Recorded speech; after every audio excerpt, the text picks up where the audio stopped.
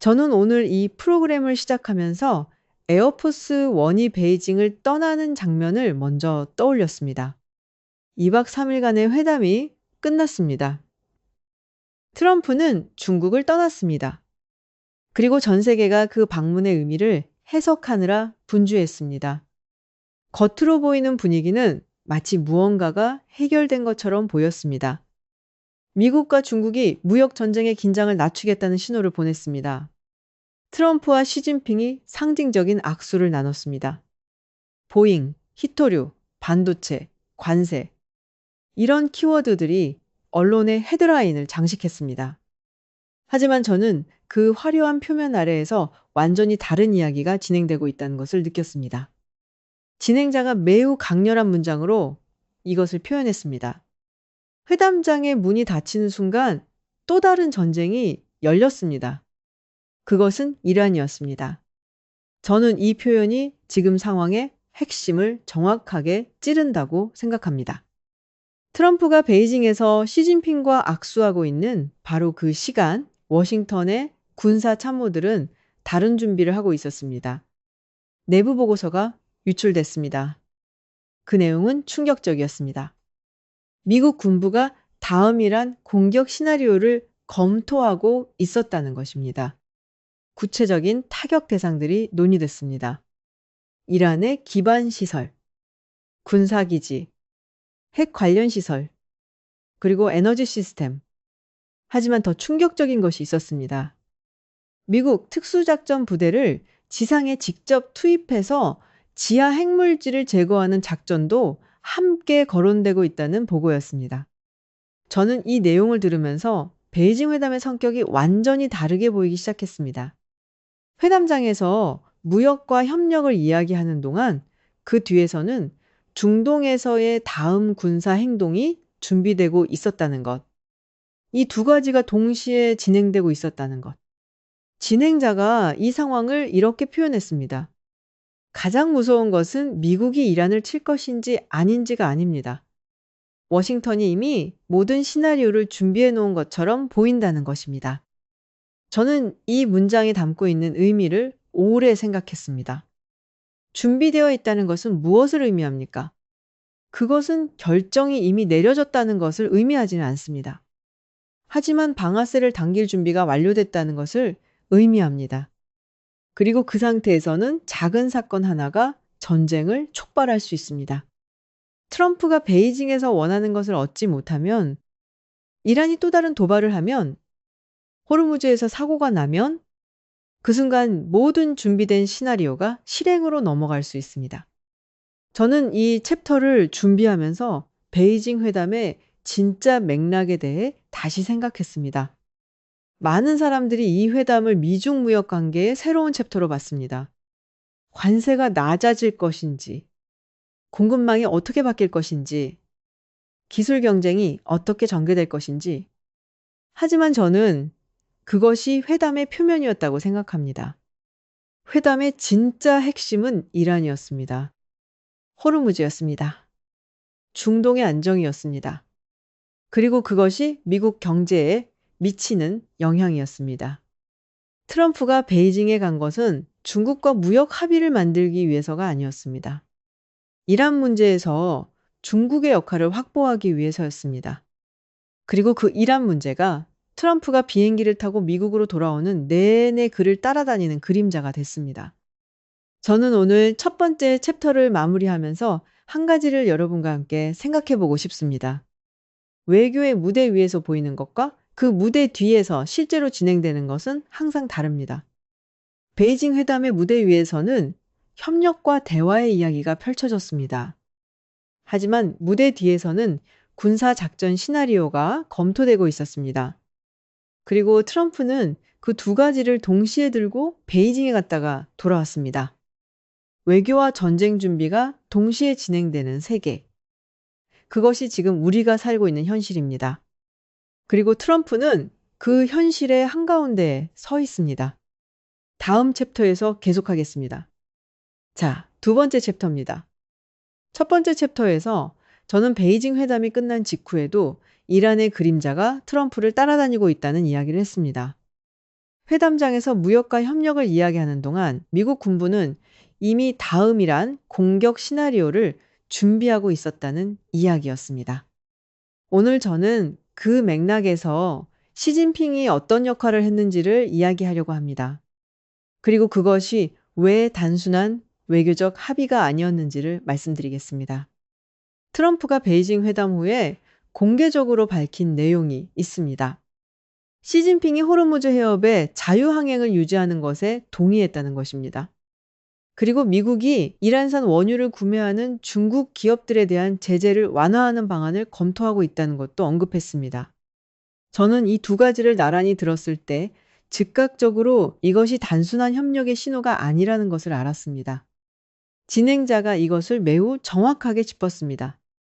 이것은 불과 몇 주 전까지만 해도 불가능하다고 여겨지던 신호입니다. 왜 불가능하다고 여겨졌을까요? 미국이 이란산 원유를 사는 중국 기업들을 제재하는 것은 대중국 압박의 핵심 수단 중 하나였습니다. 그것을 완화한다는 것은 미국이 중국에게 매우 큰 것을 양보한다는 의미입니다. 그리고 그런 양보는 워싱턴이 얼마나 절박한 상황에 처해 있는지를 보여주는 것이기도 합니다. 그렇다면 시진핑은 왜 호르무즈 개방에 동의한 것일까요? 진행자가 이 부분을 매우 깊이 분석했습니다. 중국이 호르무즈 개방을 원하는 이유는 미국을 돕기 위해서가 아닙니다. 중국 자신의 이익을 위해서입니다. 중국은 중동 석유에 깊이 의존하고 있습니다. 호르무즈가 봉쇄되면 중국 경제도 직격탄을 맞습니다. 세계 에너지 가격이 폭등하면 중국의 제조업 비용도 오릅니다. 그래서 중국도 호르무즈가 열려 있어야 한다는 것을 잘 알고 있습니다. 하지만 문제는 그것이 전부가 아니라는 것입니다. 진행자가 핵심적인 질문을 던졌습니다. 시진핑은 트럼프가 위기에서 벗어나도록 도와주고 있는 것입니까? 아니면 워싱턴을 양보하는 쪽으로 만들고 있는 것입니까? 저는 이 질문이 이번 회담의 가장 핵심적인 긴장을 담고 있다고 생각합니다. 겉으로 보면 시진핑이 트럼프를 도운 것처럼 보입니다. 호르무즈 개방에 동의함으로써 미국이 가장 우려하는 시나리오를 막는데 협력한 것처럼 보입니다. 하지만 그 협력의 대가가 무엇이었는지를 생각해 보십시오. 미국은 중국 기업들에 대한 이란산 원유 관련 제재를 완화하는 것을 검토했습니다. 이것은 중국이 오랫동안 원했던 것입니다. 제재를 받지 않고 이란산 석유를 계속 살 수 있다는 것, 그리고 그것은 중국이 이란에 대한 경제적 영향력을 유지하면서도 미국의 압박에서 벗어나는 것을 의미합니다. 시진핑은 호르무즈 카드를 사용해서 미국으로부터 실질적인 양보를 이끌어낸 것입니다. 이것이 외교의 본질입니다. 상대방이 절박하게 원하는 것을 가지고 있을 때 그것을 카드로 사용하는 것, 뉴욕타임스와 워싱턴 포스트가 이 상황을 어떻게 봤는지도 주목할 만합니다. 두 신문 모두 트럼프가 중국에 대한 대결 전략을 바꾸고 있다는 분석을 내놨습니다. 그리고 시진핑이 이번 회담을 통해 중국이 미국과 동등한 초강대국이라는 이미지를 얻었다는 평가도 나왔습니다. 저는 이 평가가 매우 중요하다고 생각합니다. 회담의 결과를 숫자로 보면 어느 쪽이 더 많이 얻었는지 판단하기 어렵습니다. 하지만 이미지 차원에서 보면 시진핑이 더 많은 것을 가져갔을 수 있습니다. 미국 대통령이 베이징에 오고 중국의 협력을 구하고 그 대가로 제재 완화를 검토하는 장면. 그것이 전 세계에 전달한 메시지는 무엇입니까? 중국 없이는 세계의 중요한 문제들을 해결하기 어렵다는 것. 그리고 중국은 그것을 알고 있다는 것. 저는 이 챕터를 준비하면서 협상에서 레버리지가 얼마나 중요한지를 다시 한번 느꼈습니다. 호르무즈는 중동의 물리적인 해협입니다. 하지만 지정학의 언어로 보면 그것은 전 세계 에너지 공급의 핵심 통로이자 강대국들이 서로를 압박하는 협상 카드입니다. 시진핑은 그 카드를 가지고 있었습니다. 아니, 더 정확하게는 그 카드를 활용할 수 있는 위치에 있었습니다. 중국이 이란에 대한 영향력을 갖고 있고 이란이 호르무즈를 통제할 능력을 갖고 있기 때문입니다. 그리고 그 연결고리가 베이징 회담에서 시진핑이 트럼프보다 더 유리한 위치에 설 수 있었던 이유였습니다. 저는 오늘 두 번째 챕터를 마무리하면서 한 가지를 여러분과 함께 생각해 보고 싶습니다. 외교에서 가장 강한 나라가 항상 이기는 것은 아닙니다. 상대방이 가장 필요로 하는 것을 가진 나라가 더 유리합니다. 트럼프가 베이징에서 가장 필요로 했던 것은 호르무즈의 안정이었습니다. 그리고 그것에 영향을 미칠 수 있는 나라가 중국이었습니다. 시진핑은 그 필요를 알고 있었습니다. 그리고 그것을 협상의 레버리지로 사용했습니다. 상대방의 절박함을 아는 것. 그것이 외교에서 가장 강력한 무기입니다. 그리고 시진핑은 그 무기를 이번 회담에서 매우 정교하게 사용했습니다. 다음 챕터에서 계속하겠습니다. 자, 세 번째 챕터입니다. 앞서 저는 시진핑이 호르무즈를 미국을 압박하는 카드로 활용했다는 이야기를 했습니다. 중국이 이란에 대한 영향력을 레버리지로 삼아 트럼프로부터 실질적인 양보를 이끌어냈다는 이야기였습니다. 오늘 저는 그 이야기의 다른 쪽 끝에 있는 나라를 이야기하려고 합니다. 이란입니다. 미국과 중국이 베이징에서 협상 테이블에 앉아 있는 동안 테헤란에서는 완전히 다른 분위기가 흐르고 있었습니다. 진행자가 이란의 현재 상황을 이렇게 묘사했습니다. 긴장 방어, 그리고 더 큰 전쟁, 시나리오에 대한 준비. 이것이 지금 이란이 처한 상태입니다. 이란 의회 의장 모하마드 바게르 갈리바프가 공개적으로 발언했습니다. 어떠한 침략에도 마땅한 대응을 할 준비가 되어 있으며 모든 선택지에 대비하고 있다고 밝혔습니다. 저는 이 발언을 들으면서 이란이 지금 어떤 심리 상태에 있는지를 생각했습니다. 한편으로는 두려움입니다. 미국이 이미 다음 공격 시나리오를 준비하고 있다는 것을 이란도 알고 있습니다. 기반시설, 군사기지, 핵시설, 에너지 시스템, 이 모든 것이 타격 대상 목록에 올라 있다는 것을, 하지만 다른 한편으로는 결의입니다. 굴복하지 않겠다는 것. 어떤 압박에도 협상 테이블에서 완전한 항복 문서에 서명하지 않겠다는 것. 이 두 가지가 동시에 이란을 움직이고 있습니다. 그리고 그 조합이 매우 위험합니다. 동시에 걸프 지역에서 다른 움직임들이 나타나기 시작했습니다. UAE가 이란에 대한 군사적 행동을 취했다는 소문이 돌기 시작했습니다. 걸프 국가들이 안보 경계 수준을 높이기 시작했습니다. 그리고 이 모든 것이 하나의 초점으로 모입니다. 호르무즈입니다. 진행자가 이것을 매우 강렬하게 표현했습니다. 호르무즈는 단순한 해협이 아닙니다. 그것은 세계의 석유 밸브입니다. 저는 이 표현이 매우 정확하다고 생각합니다. 세계 석유 교역량의 20%가 이 해협을 통과합니다. 그 밸브가 닫히는 순간 무슨 일이 벌어지는지를 생각해 보십시오. 유가가 폭등합니다. 단순히 오르는 것이 아닙니다. 시장이 패닉 상태에 빠지면서 예측하기 어려운 수준으로 치솟을 수 있습니다. 세계 금융시장이 혼란에 빠집니다. 에너지 가격 상승은 인플레이션을 자극합니다. 인플레이션은 금리 인상 압박을 만들어냅니다. 그리고 그것이 전 세계 경제에 연쇄적으로 영향을 미칩니다. 그리고 미국 입장에서 가장 치명적인 것이 있습니다.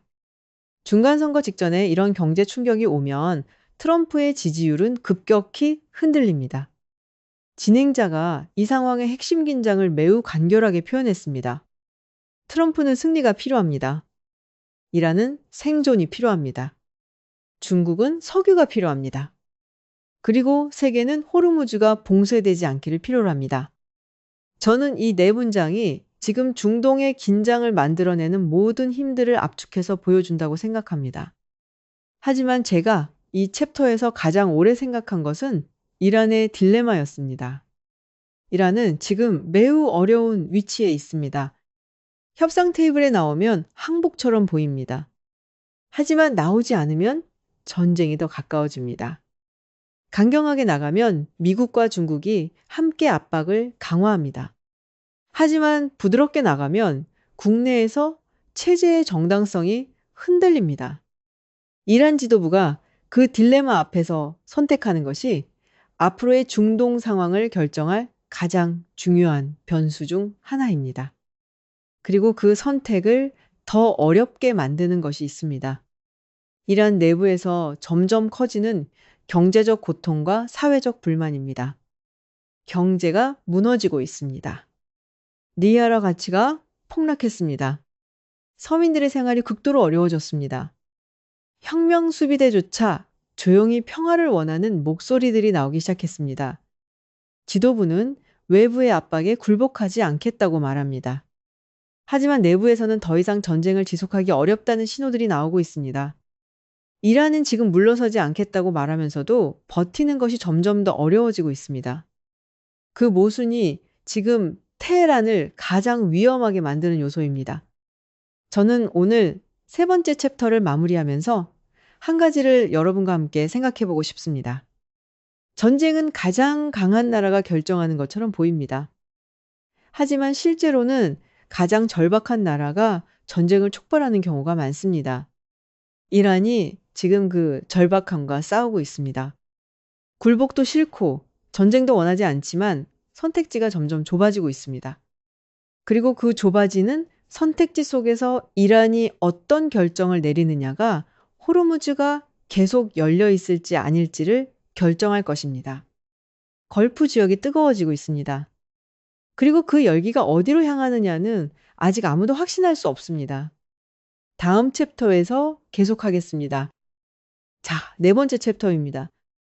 앞서 저는 이란이 물러서지 않으면서도 내부적으로는 버티는 것이 점점 어려워지고 있다는 이야기를 했습니다. 걸프 지역의 긴장이 높아지고 있고 호르무즈를 둘러싼 압박이 이란을 매우 좁은 선택지 앞에 세우고 있다는 이야기였습니다. 오늘 저는 그 긴장이 가장 극적으로 표출된 순간을 이야기하려고 합니다. 그것은 트럼프의 폭스뉴스 인터뷰였습니다. 트럼프가 말했습니다. 이란의 인프라를 48시간 안에 날려버릴 수 있습니다. 저는 이 발언을 처음 들었을 때 스튜디오 전체가 순간 조용해졌다는 진행자의 묘사가 매우 정확하다고 생각했습니다. 미국 대통령이 공개적으로 카메라 앞에서 특정 나라의 인프라를 구체적인 시간 안에 파괴할 수 있다고 말했습니다. 이것은 외교적 언어가 아닙니다. 군사적 위협의 언어입니다. 트럼프는 구체적으로 무엇을 타격할 수 있는지도 언급했습니다. 이란의 도로와 교량, 전력 시스템, 석유 및 가스 시설, 그리고 핵심 설비인 밸브 부분은 제외하고 타격하라고 명령했다는 것도 덧붙였습니다. 저는 이 마지막 부분이 매우 의미심장하다고 생각합니다. 밸브 부분은 제외하고 타격하라는 것. 이것이 무엇을 의미합니까? 완전한 파괴가 목표가 아니라는 것입니다. 이란이 기능하되 고통받게 만드는 것, 이란이 살아있되 무릎을 꿇게 만드는 것, 그것이 목표라는 것입니다. 그리고 진행자가 이것을 이렇게 표현했습니다. 트럼프는 세계가 자신이 아직 전력을 다하지 않았다는 것을 알기 원합니다. 그것은 경고이기도 하고 심리전이기도 합니다. 저는 이 표현이 정확하다고 생각합니다. 트럼프의 이 발언은 여러 청중을 동시에 향해 있습니다. 이란을 향해서는 이렇게 말하는 것입니다. 우리는 너희를 완전히 파괴할 수 있다. 아직 그렇게 하지 않은 것은 선택이다. 하지만 그 선택이 언제든 달라질 수 있다. 중국을 향해서는 이렇게 말하는 것입니다. 우리는 준비가 되어 있다. 호르무즈 문제에서 협력하지 않으면 상황이 더 복잡해질 것이다. 그리고 미국 국내 청중을 향해서는 이렇게 말하는 것입니다. 나는 강하다. 필요하다면 결단을 내릴 수 있는 사람이다. 하지만 이 챕터에서 가장 충격적인 순간은 따로 있었습니다. 바로 대만 이야기가 나온 것입니다. 트럼프는 이 인터뷰에서 시진핑이 미국의 대만 방어 의지에 대해 물었다는 것을 확인했습니다. 그리고 트럼프의 답변은 이랬습니다. 시 주석이 그것을 물었지만 그런 것에 대해서는 이야기하지 않겠다고 답했습니다. 저는 이 짧은 문장이 담고 있는 의미가 엄청나다고 생각합니다. 시진핑이 직접 물었다는 것. 그것 자체가 중국이 대만에 대한 미국의 입장을 이번 회담에서 확인하고 싶었다는 것을 보여줍니다. 그리고 트럼프는 답하지 않았습니다. 이것이 왜 그토록 중요한지를 설명해 드리겠습니다. 미국의 대만 정책은 전략적 모호성에 기반합니다. 대만 독립을 공식 지지하지도 않고 중국의 통일 목표를 인정하지도 않으면서 대만에 대한 군사 개입 여부를 불분명하게 남겨두는 것, 그 모호성이 중국이 대만에 대한 군사적 행동을 쉽게 선택하지 못하게 만드는 억지력이었습니다. 하지만 트럼프가 시진핑의 질문에 명확한 답변을 거부한 것은 그 모호성이 여전히 유지되는 것을 의미합니다. 어떤 면에서는 그것이 적절한 선택일 수 있습니다. 하지만 진행자가 지적한 것처럼 베이징의 눈에는 그것이 완전히 다르게 익힐 수 있습니다. 베이징의 관점에서 그것은 매우 중요한 전략적 신호였을 수 있습니다. 트럼프가 대만을 지키겠다는 명확한 의지를 보이지 않았다는 것. 그것이 중국에게 어떤 여지를 제공하는 것으로 해석될 수 있습니다. 저는 이 챕터 전체를 통해 트럼프의 발언이 가진 이중성을 생각했습니다. 한쪽에서는 이란을 향해 극도로 강경한 군사적 위협을 했습니다. 48시간 안에 인프라를 날려버릴 수 있다는 것. 다른 쪽에서는 대만에 대한 명확한 방어 의지를 표명하지 않았습니다. 이 두 가지가 동시에 나온 것이 우연은 아닐 것입니다. 중동에서는 강하게 나가는 모습을 보여주면서 아시아에서는 모호성을 유지하는 것. 그것이 지금 트럼프의 전략적 계산일 수 있습니다. 하지만 그 계산이 중국에 어떻게 익히느냐가 앞으로 대만 해협의 안정에 직접적인 영향을 미칠 것입니다. 저는 오늘 네 번째 챕터를 마무리하면서 한 가지를 여러분과 함께 생각해 보고 싶습니다. 말에 힘이 있습니다.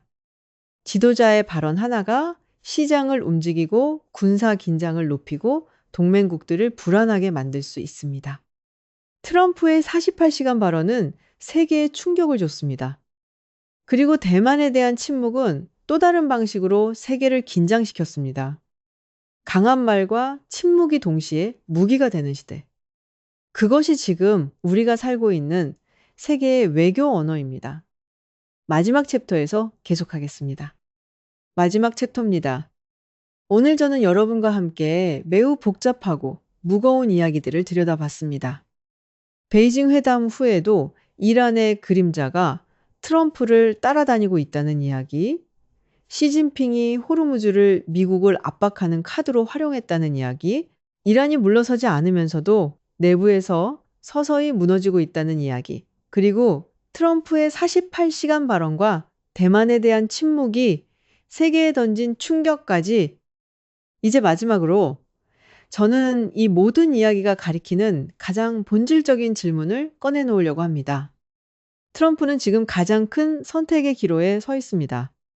진행자가 에어포스 원이 미국으로 돌아오는 장면을 이렇게 묘사했습니다. 이번에 트럼프는 완전한 승리를 가지고 돌아오지 않았습니다. 그는 세 가지 압박을 동시에 안고 돌아왔습니다. 전쟁의 압박, 경제의 압박, 그리고 그가 백악관에 복귀한 이후 직면한 가장 큰 지정학적 압박. 저는 이 묘사가 지금 트럼프의 상황을 가장 정직하게 보여준다고 생각합니다. 베이징에서 협상했습니다. 하지만 모든 것이 해결되지 않았습니다. 중동은 여전히 불안합니다. 이란은 물러서지 않습니다. 그리고 호르무즈는 언제든 봉쇄될 수 있는 위협 아래에 있습니다. 진행자가 지금 상황을 매우 명확하게 정리했습니다. 미국이 원하는 것, 중동을 통제하되 수렁에 빠지지 않는 것입니다. 군사적 우위를 유지하면서도 장기전에 끌려 들어가지 않는 것, 호르무즈를 안정시키면서도 이란과의 전면전은 피하는 것, 중국이 원하는 것, 에너지 공급의 안정입니다. 석유가 계속 들어오는 것, 세계 경제 시스템이 유지되는 것, 그러면서도 미국과의 직접 대결은 피하는 것, 이란이 원하는 것, 생존입니다. 굴복하지 않고 살아남는 것, 내부 체제의 정당성을 유지하는 것, 그러면서도 전면전으로 인해 모든 것이 파괴되는 것은 막는 것. 세 나라가 원하는 것이 서로 충돌합니다. 하지만 동시에 세 나라 모두 상대방을 완전히 파괴할 의지는 없습니다. 그렇다면 이 상황이 어디로 향할까요? 진행자가 매우 중요한 말을 했습니다. 이것은 더 이상 미사일의 전쟁이 아닙니다. 이것은 에너지, 무역, 호르무즈, 반도체, 그리고 세계 권력을 둘러싼 전쟁입니다. 저는 이 표현이 이 11세기 전쟁의 본질을 정확하게 담고 있다고 생각합니다. 총과 미사일로 싸우는 것은 전쟁의 가장 표면적인 형태입니다. 하지만 그 아래에서 진행되는 더 깊은 싸움이 있습니다. 누가 세계 에너지를 통제하느냐? 누가 반도체 공급망을 지배하느냐? 누가 기축통화를 유지하느냐? 누가 해상교통로를 장악하느냐? 그리고 누가 세계 여론을 움직이느냐? 이 싸움들이 동시에 끊임없이 그리고 대부분 총성 없이 진행되고 있습니다. 그리고 진행자가 오늘 이야기의 마지막을 이렇게 장식했습니다. 도널드 트럼프는 지금 두 갈래 길 앞에 서 있습니다. 한 길은 역사적인 합의로 이어집니다. 나머지 한 길은 세계 전체를 새로운 위기로 끌어당길 수 있습니다. 저는 이 표현이 지금 상황의 무게를 가장 정확하게 담고 있다고 생각합니다. 트럼프의 선택이 중요합니다. 하지만 그것만이 전부가 아닙니다. 시진핑의 선택도 중요합니다. 이란 지도부의 선택도 중요합니다.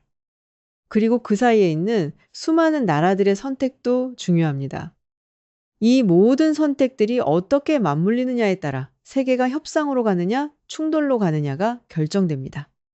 진행자가 마지막으로 매우 강렬한 문장을 남겼습니다. 어쩌면 2026년 베이징 회담이 새로운 세계 질서를 결정하는 순간으로 역사에 기록될지도 모릅니다. 저는 이 문장 앞에서 오래 멈췄습니다. 역사적인 전환점은 항상 그 순간에는 잘 보이지 않습니다. 1945년이 새로운 세계 질서의 시작이었다는 것을 당시 사람들이 모두 알았을까요? 1909, 11년 소련의 붕괴가 단극 체제의 시작이었다는 것을 그 순간에 얼마나 많은 사람들이 인식했을까요? 지금 우리가 목격하고 있는 것이 그런 전환점일 수 있습니다. 미중 관계의 새로운 균형, 중동의 새로운 질서, 그리고 세계 권력 구조의 근본적인 재편. 그 재편이 어떤 모습으로 완성될지는 아직 알 수 없습니다. 하지만 그것이 진행되고 있다는 것은 분명합니다. 저는 오늘 프로그램 전체를 마무리하면서 이 모든 이야기가 우리에게 무엇을 말하는지를 생각해 봤습니다. 우리는 지금 세계 역사의 매우 중요한 순간을 살고 있습니다. 미국과 중국이 새로운 균형을 찾아가는 과정, 이란과 중동의 긴장이 어떻게 해소되거나 폭발하는지, 그리고 그 과정에서 만들어지는 새로운 세계 질서, 한국은 그 모든 것의 한가운데에 있습니다. 미국의 동맹이면서 중국과 경제적으로 연결되어 있습니다. 중동의 에너지에 의존하면서 동아시아의 긴장 속에서 균형을 잡아야 합니다. 그 균형을 잡으려면 지금 세계에서 벌어지고 있는 일들을 정확하게 이해해야 합니다. 전쟁과 협상 사이에서 세계가 흔들리고 있습니다. 그 흔들림 속에서 방향을 잃지 않는 것, 그것이 지금 우리가 해야 할 가장 중요한 일입니다. 오늘 끝까지 함께 해주셔서 진심으로 감사드립니다. 다음에 또 뵙겠습니다.